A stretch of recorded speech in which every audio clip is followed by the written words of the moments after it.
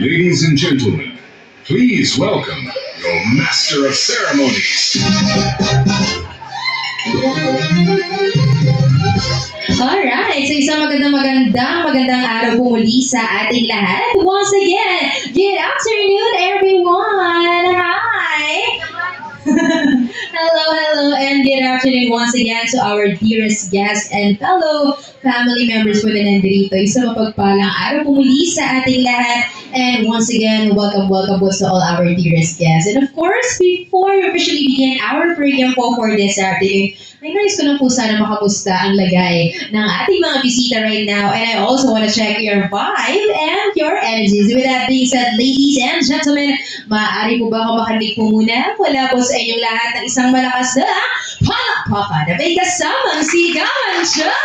Make some noise everybody! Alright, diba ganyan dapat tayo kasaya and at the same time ganyan po dapat tayo of course, ka-energetic ngayong araw because of course, this day is a time to celebrate, rejoice, and also be united together because we are all gathered here to celebrate a very special event and occasion for our baby boy po ngayong araw na ito. And muli, good afternoon once again to everybody and welcome aboard here at the Villas at Casadea of Bota City. And once again, ulitin ko lamang po, and we are all gathered here to witness and also to celebrate this time the baptism christening celebration of our baby boy for this afternoon na si Austin Rosh. Ayan, syempre naman po, hinihiling lang po ang lahat na sana po while our program is ongoing, samahan niyo lang po kami na makisaya, participate po tayo sa ating mga games para hindi lang po ang family ni Austin ang mag-enjoy for this afternoon. Pero syempre naman,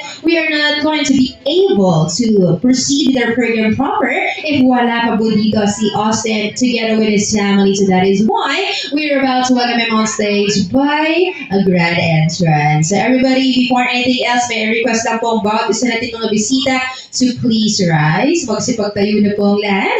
And of course, kindly face our main entrance door over here because dyan po manggagaling ang pamilya ni, of course, ni Austin. Okay? So once again, once I call the name of the family of Austin, nasalubungan naman natin siya ng isang masigabong palakpakan na may kasamang hiyawan. Alright? So may tanong lang ako sa lahat.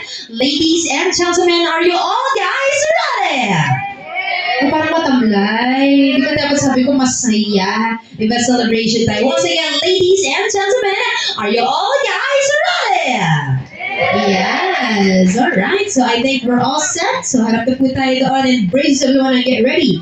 Because, ladies and gentlemen, without any further ado, let us all witness the grand entrance of our one and only baby boy na bininyagan ngayong araw na ito for this afternoon together with his parents, Mommy Gwen and Daddy Cole. Palakpakan naman natin, of course, our one and only baby boy this afternoon, Austin Rosh! Yay! Palakpakan naman po natin. A round of applause, please. There you have it.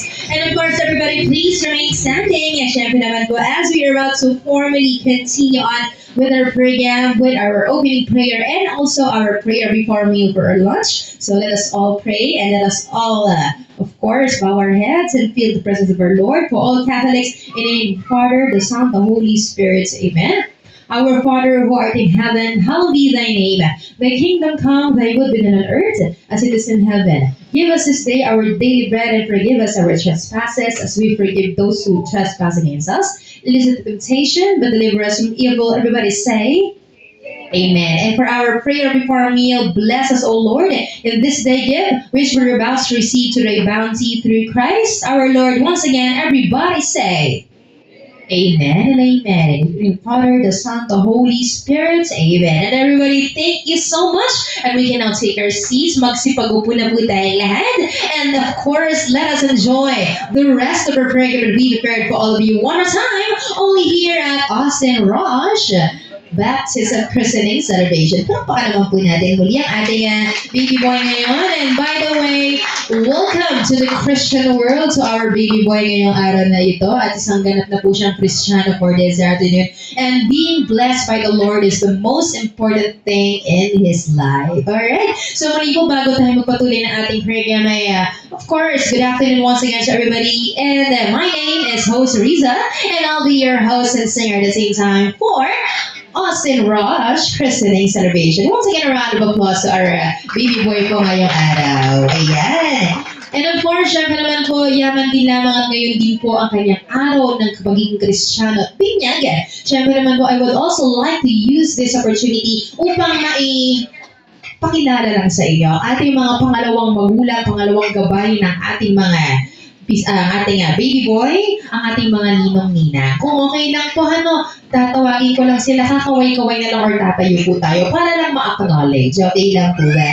O syempre po, ayan, papakaway-kaway lang naman so that you'll be recognized for our guests. Okay, umpisahan natin, ladies first tayo. Nandyan po ba yung ating mga nagagandahang mga ninang? Tayo nga po sila. Ninang, tayo lang, tas kaway-kaway kayo sa guests. Para mga artista lang, yes. Ang daming ninang, magandang araw po. There they are. Ayan, iba-ibang upuan. Hello, hello. And syempre naman yung mga nagagawa po natin mga ninong. Where are you? Mga ninong natin, tayo naman kayo mahiya. Huwag kayo mahiya. Dapat nga proud kayo na kayo ay isang godparent ni Austin. Maraming salamat po and welcome and salamat po sa pagpapaunlak ng isang responsibilidad at obligasyon na maging pangalawang gabay at magulang na rin on behalf of the parents ni Baby Austin. Okay? At dahil po dyan, tuloy-tuloy po tayo. But I just want to ask the parents first. So by the way, good afternoon, Mami Gwyneth and Daddy Carl. Napakaganda at gwapo ng mga magulang at talagang halata naman sa pinagmana. Ayan. Meron lang akong isang katanungan sa inyo. And by the way, on behalf of the guests, I would like to congratulate you. Yes, congratulations because of course, we're having a baby, a healthy baby boy. And at the same time, Kristiyano na po siya. Ay, takangiti pa siya para sa inyo. Ayan, may tanong lang po ako sa inyo, no? So, just 2 questions. Si Daddy muna. Ayan, Daddy, kamusta po ba ang pagiging first-time daddy for baby Austin? Kamusta ang feeling? Masaya po. Masaya. And how about you, madam? Kamusta ang pagiging first-time mommy po kay baby? Very fulfilling. Very fulfilling. Alright. So, of course, and I have one more question for you. Madali lang naman siya. So, syempre naman, I know for a fact na, syempre naman, baby pa siya. So, hindi pa niya mahuunawaan kung ano man po yung ating sasabihin.